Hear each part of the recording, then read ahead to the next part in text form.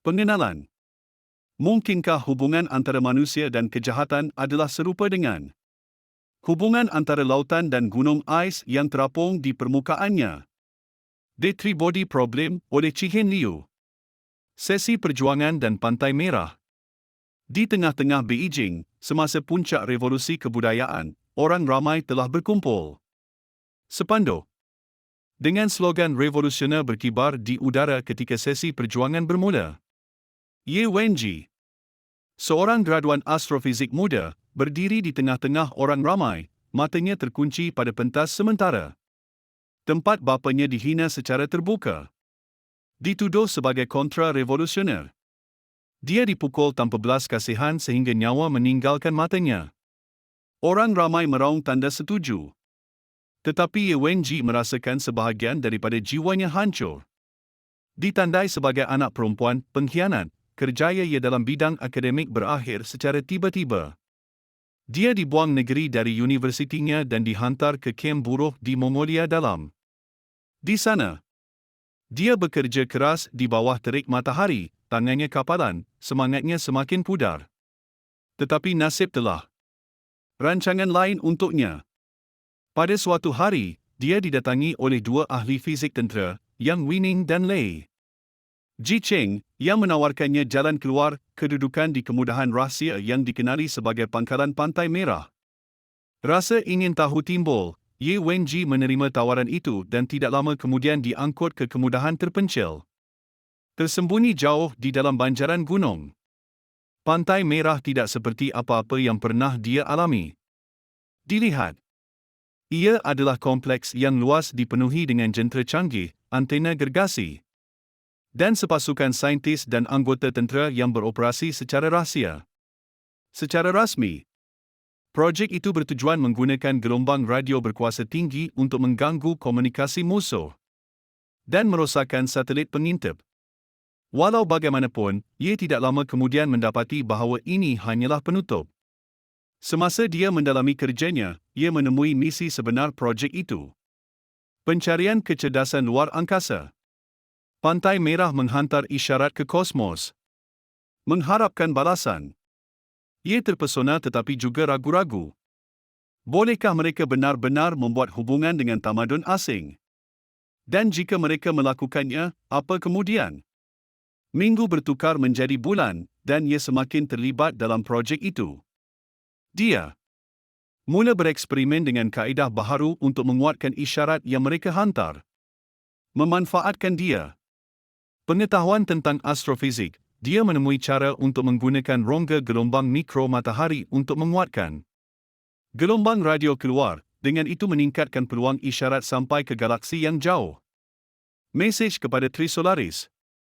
Pada suatu malam yang malang, semasa dia menyemak log isyarat, dia melihat satu anomali, jujukan nombor yang tidak sesuai dengan mana-mana fenomena semula jadi yang diketahui. Hatinya berdegup kencang apabila dia merujuk silang data itu. Kesimpulan tidak dapat dielakkan, mereka telah menerima mesej dari angkasa. Mesej itu rumit. Labirin matematik, tetapi ia bersedia dengan tugas itu. Selepas berminggu-minggu bekerja tanpa henti, dia menyahkotnya. Mesej itu daripada Trisolaris, sebuah planet dalam sistem bintang yang jauh. Ia adalah tamadun yang jauh lebih maju daripada manusia. Tetapi seseorang menghadapi krisis kewujudan kerana orbit tiga mataharinya yang tidak stabil. Mesej trisolaran itu mengandungi amaran daripada individu pasifis dalam masyarakat mereka. Mesej itu jelas, jangan balas. Jika anda melakukannya, kami akan mencari planet anda dan kami akan datang. Dunia kita sedang mati dan kita berada di dalamnya. Mencari rumah baru. Jemputan anda akan menjadi tindakan perang terhadap jenis anda sendiri. Ye Wenji berada di persimpangan jalan. Berat tindakannya yang seterusnya akan mempengaruhi skala sejarah manusia. Dia merenung keadaan tamadunnya sendiri, revolusi kebudayaan, kematian bapanya, peperangan, kemerosotan alam sekitar. Dia memikirkan tentang potensi manusia berubah untuk berkembang, tetapi kemudian dia juga menganggap sejarahnya permaidani kesilapan berulang. Dalam saat kekecewaan yang mendalam, Ye Wenji membuat pilihannya. Dia menjawab Trisolaran. Mesej, menjemput mereka ke bumi. Dia beralasan bahawa mungkin manusia memerlukan kuasa luar untuk menyatukan mereka, untuk mendorong mereka ke arah evolusi, walaupun kuasa itu adalah penceroboh yang berpotensi. Atau mungkin, dia fikir, manusia adalah percubaan yang gagal yang perlu ditetapkan semula. Untuk memastikan kerahsiaan perbuatannya, Ye Wenji mengambil satu lagi langkah drastik. Dia mensabotaj log komunikasi Red Cross dan menghapuskan dua kaki tangan utama yang boleh mengesan. Mesej keluar kembali kepadanya. Ia telah dilakukan. Mesej telah dihantar dan dadu dilemparkan. Ye Wenji duduk sendirian di dalam bilik kawalan, merenung skrin yang baru dihantar. Mesej merentasi bintang. Dia merasakan campuran ketakutan dan kelegaan yang aneh, seolah-olah ada beban telah diangkat tetapi yang baru telah diletakkan di bahunya. Dia tidak tahu sama ada dia ada hanya menyelamatkan manusia atau mengutuknya. Apa yang dia tahu ialah dia telah mengubah takdirnya tanpa boleh ditarik balik. Enigma bunuh diri. Beberapa dekad telah berlalu sejak keputusan Ye Wenji yang menentukan, dan dunia telah bergerak maju.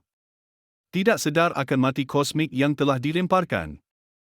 Dalam era baru ini, Wang Nio, seorang profesor nanoteknologi, mendapati dirinya terjerat dalam misteri yang tidak dapat dijelaskan. Satu siri saintis terkemuka di seluruh dunia telah membunuh diri, meninggalkan mesej samar dan jejak soalan yang tidak terjawab. Wang Nio didekati oleh Shi Qiang, seorang detektif yang terkenal dengan sikap tidak konvensionalnya, kaedah dan naluri yang berminat. Shi, yang sering dirujuk sebagai Da Shi, ialah seorang yang sedikit perkataan tetapi banyak pandangan. Dia telah ditugaskan untuk menyelesaikan kes bunuh diri dan percaya bahawa kepakaran Wang dalam nanoteknologi mungkin memegang kunci. Enggan tetapi tertarik, Wang bersetuju untuk menyertai siasatan. Semasa mereka menyelidiki lebih dalam kehidupan saintis yang telah meninggal dunia, satu corak mula muncul. Kesemua mangsa terlibat dalam penyelidikan canggih itu menolak sempadan kefahaman manusia. Namun, masing-masing telah mencapai satu tahap dalam kerja mereka, di mana mereka menemui fenomena yang tidak dapat dijelaskan, anomali yang melanggar undang-undang fizik. Ia adalah seolah-olah mereka telah terjumpa rahsia kosmik yang sangat meresahkan sehingga mendorong mereka untuk mengakhiri hidup mereka. Wang dan Shi melawat keluarga si mati, menyisir kertas penyelidikan mereka, dan juga meniru beberapa eksperimen mereka. Tetapi masing-masing petunjuk hanya mendalamkan misteri. Wang mula merasakan beratnya penyiasatan, baik dari segi intelek maupun emosi. Dia menjadi taksub dengan persamaan matematik yang muncul dalam penyelidikan berbilang mangsa, persamaan yang seolah-olah memegang kebenaran gelap. Semasa siasatan berjalan, Wang mula mengalami kejadian aneh. Persepsinya tentang masa menyimpang dan dia mula melihat undur dalam penglihatannya. Urutan nombor yang seolah-olah membawa kepada detik tertentu bermasalah dan keliru. Dia berunding dengan Shi, yang menasihatinya untuk mengambil langkah ke belakang dan melihat gambaran yang lebih besar. Pada masa skim Wang diperkenalkan kepada permainan realiti maya yang dipanggil Tiga Badan, disyorkan kepadanya melalui hubungan misteri dalam komuniti saintifik. Permainan itu, dia diberitahu, mungkin menawarkan beberapa pandangan tentang enigma yang mereka hadapi. Tertarik namun ragu-ragu, Wang memutuskan untuk memasuki dunia maya, tanpa mengetahui bahawa keputusan ini akan menarik dia ke dalam drama kosmik yang jauh lebih besar yang berkaitan dengan mesej Ye Wenji kepada Trisolaris. Permainan Tiga Badan. Wang Nio duduk di hadapan komputernya, bimbang namun ingin tahu, semasa dia melancarkan realiti maya. Permainan yang dikenali sebagai Tiga Badan. Permainan ini menjanjikan untuk mensimulasikan dunia tidak seperti dunia lain, dunia terikat oleh grafiti tiga matahari yang tidak dapat diramalkan. Semasa dia memakai set kepada VR dan memasuki permainan, dia mendapati dirinya diangkut ke tamadun Selepas operasi Hari Penghakiman, sebuah pakatan global yang ditugaskan untuk bersiap sedia untuk pencerobohan trisolaran meningkatkan usahanya. Walau bagaimanapun, satu siri kemunduran yang tidak dapat dijelaskan dalam penyelidikan saintifik dan teknologi. Pembangunan mula menimbulkan penggera. Projek yang pernah menunjukkan janji kini menghasilkan hasil yang tidak konsisten dan keputusan yang membingungkan. Seolah-olah fabrik pemahaman saintifik telah diubah. Wang Mio, yang masih berkhidmat sebagai penasihat utama kepada Perikatan Global, dipanggil ke peringkat tinggi. Pertemuan di mana pendedahan yang mengejutkan dibuat. Kemunduran tidak rawak. Ia adalah gangguan terancang yang disebabkan oleh superkomputer trisolaran yang dikenali sebagai sofons. Sofon ini bukan sekadar perkakasan canggih. Mereka adalah binaan 11 dimensi yang mampu memanipulasi realiti fizikal di tahap kuantum. Mereka telah dihantar ke bumi untuk menghentikan kemajuan teknologi, memastikan bahawa manusia kekal dalam keadaan yang tidak menguntungkan dalam konflik yang akan berlaku. Sofon hampir mustahil untuk dikesan atau dilawan. Mereka boleh mengganggu eksperimen, mengubah data, malah mempengaruhi persepsi manusia.